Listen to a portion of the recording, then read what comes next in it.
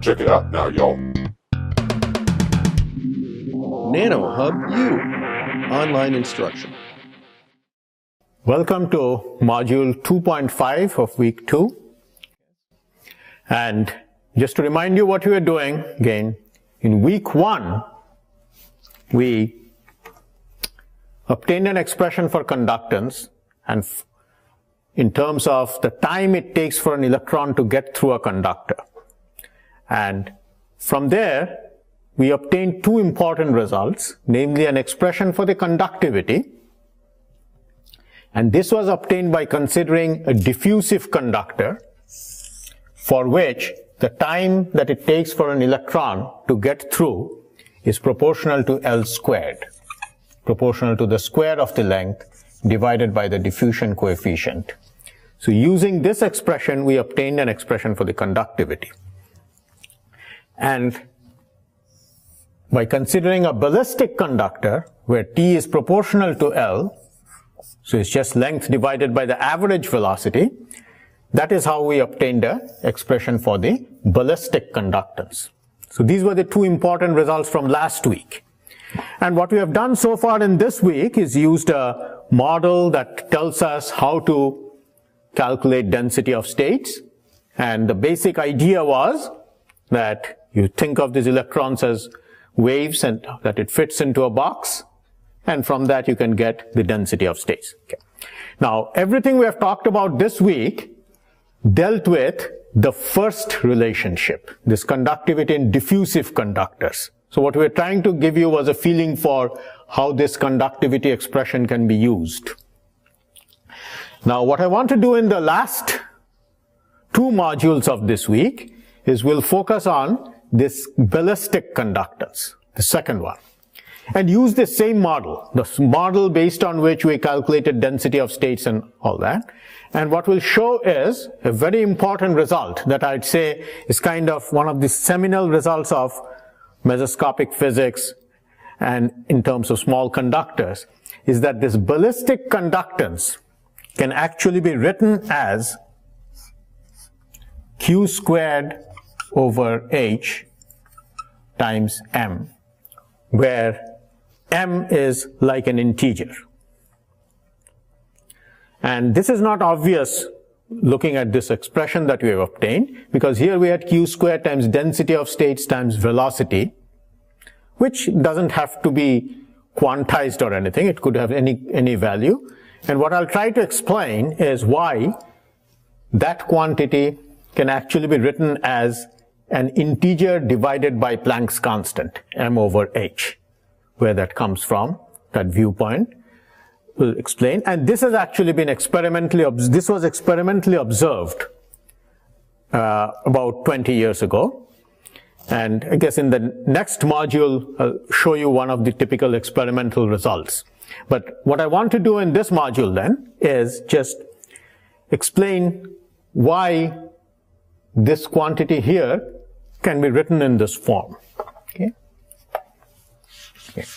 Now, if we just accept what I've written here, then the expression you'll get for M, you could just view it as if we're just taking a bunch of variables and giving it a name. Right? What isn't clear is why that thing that we gave a name to would have to be an integer, but that will come to. But let's say we just gave it a name. What that means is we are saying that M divided by H is equal to dV over 2L times this 1, 2 over pi, or a half, depending on how many dimensions we are in.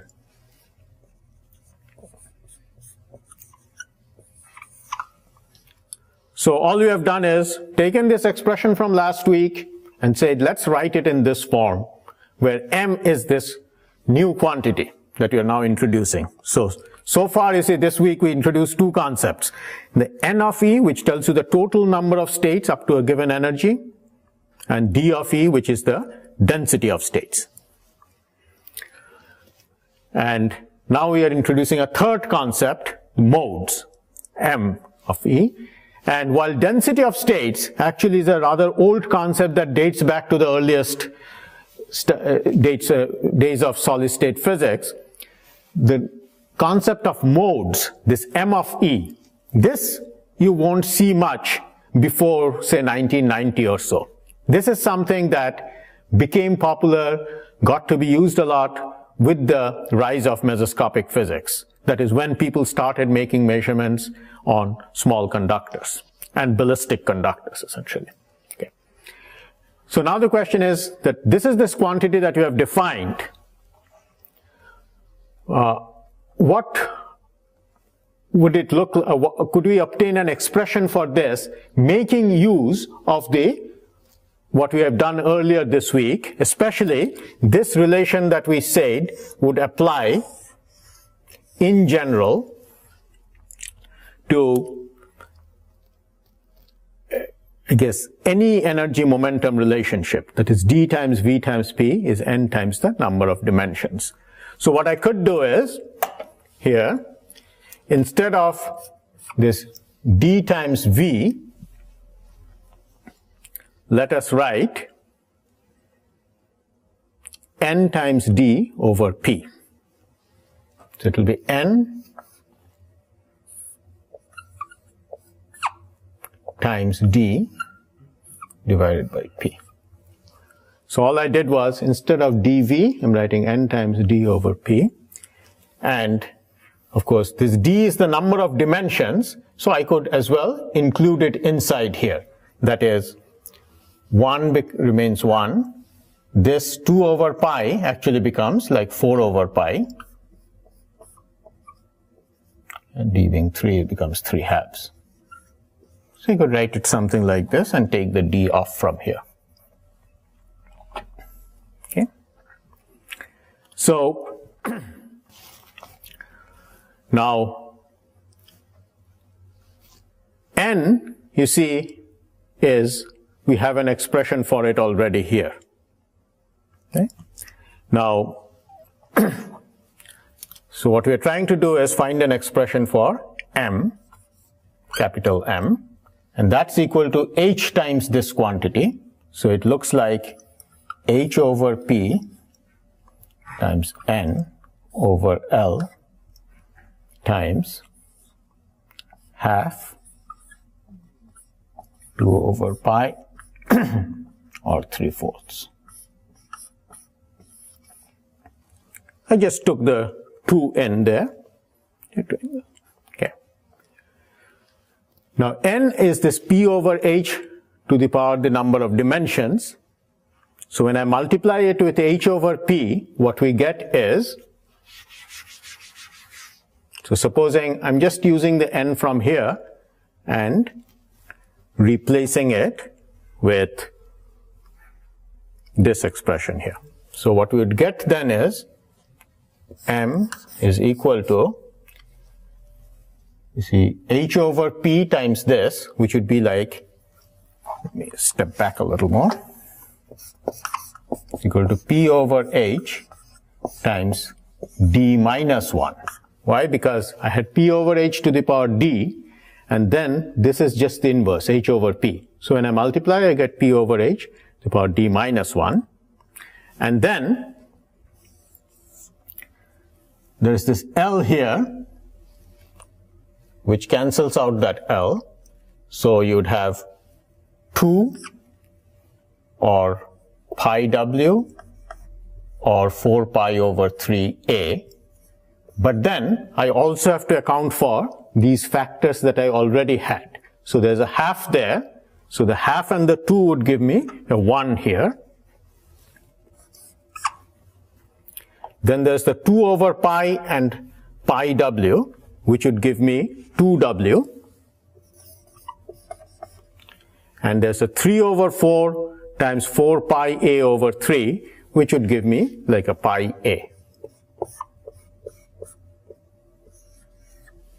So that's the basic result I wanted to get at. So just to go over it one more time so we make sure we got it. We are defining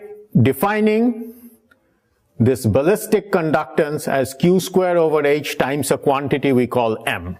And at this time, we have no particular reason to do it this way, but what we'll see is the physical meaning of M. That's what we are coming to. Right now, all we are doing is some algebra. We're saying, okay, let's call that M.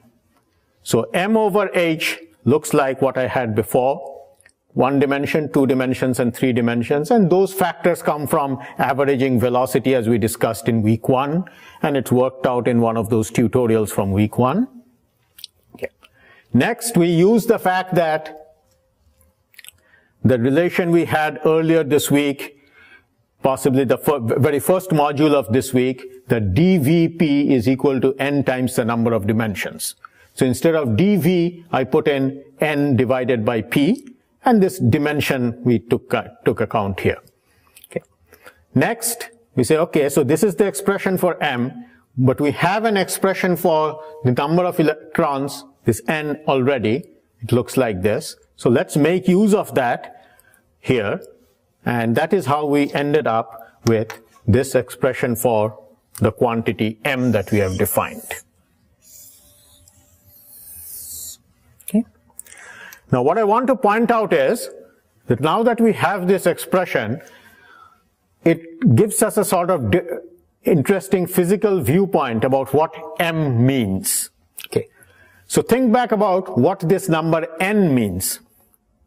The way we obtained this expression, and that was in module 2.2, I believe. In module 2.2, we obtained this expression by saying that, well, if you have a solid, 1D, 2D, or 3D. Question is, how many of these wavelengths can you fit? So supposing you had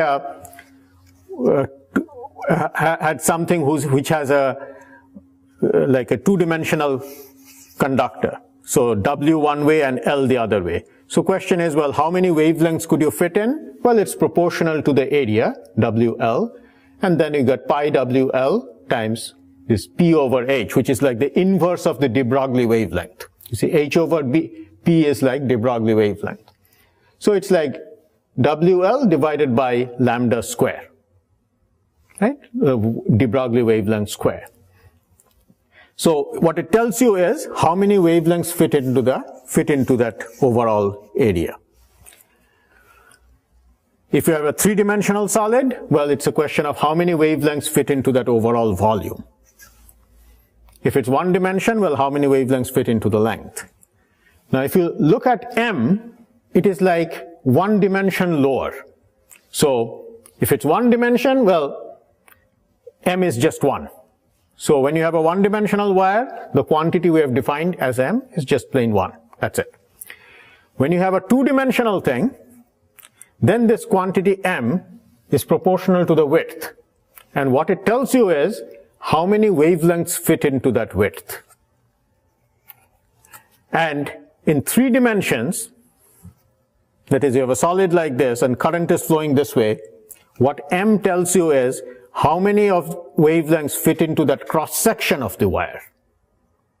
So in 3 dimensions, N would tell you how many wavelengths fit into the entire volume. But M would tell you how many fit into that cross-section. That's why it's proportional to the cross-section. And that's the meaning of this quantity M, really.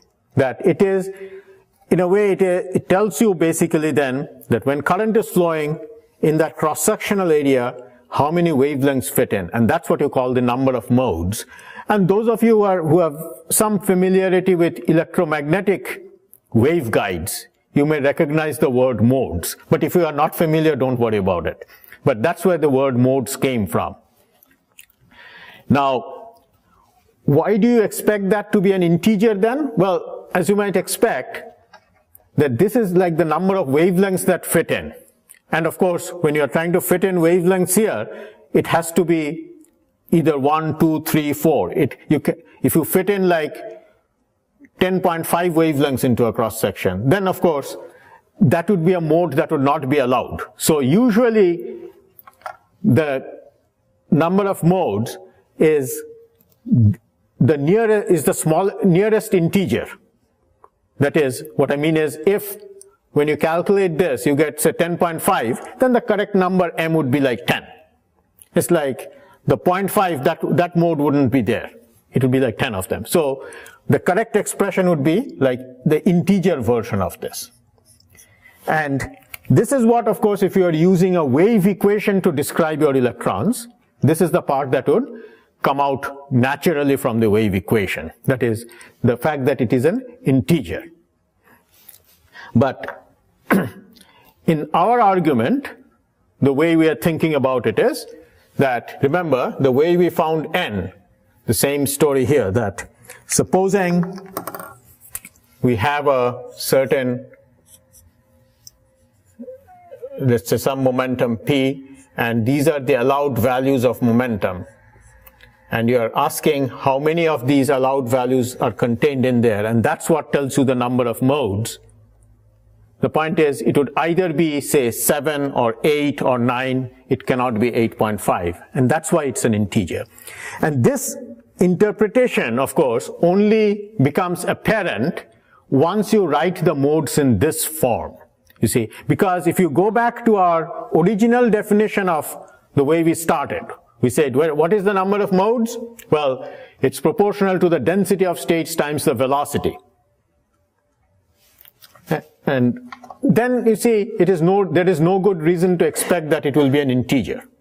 And so these are these two very different ways of thinking of modes. One is density of states times velocity, which seems natural when you say that, well, you have a certain number of states, density of states tells you how many electrons there are, and how much current you get depends on the number of electrons times velocity. So it seems natural that when you're talking of conductance, what should matter is density of states times velocity. But there is no good reason to think that that quantity would then be quantized. Unless you can make kind of, once you know the answer, you could try to make heuristic arguments like saying, well, this L over V is like time. It's like the uncertainty in time, and the density of states is like the uncertainty in energy. And so the product of the uncertainty in energy and time should be H. But that's not a convincing argument. It's like something, once you know it, you could rationalize it probably that way. But the way you can see why it's an integer is, if we use the models we developed this week and rewrite that quantity in this form, so that you realize that that quantity can also be interpreted as the number of wavelengths that fits into the cross-section of your conductor. And so if your conductor is one-dimensional, the answer is just plain 1. And so the ballistic conductance then would just be Q squared over H. If it's two-dimensional, then what you have to do is look at the width, see how many wavelengths fit. If it's three-dimensional, look at the cross-section, see how many wavelengths fit. And that will be the way to interpret this new concept that we introduced in this module, this M, or the number of modes.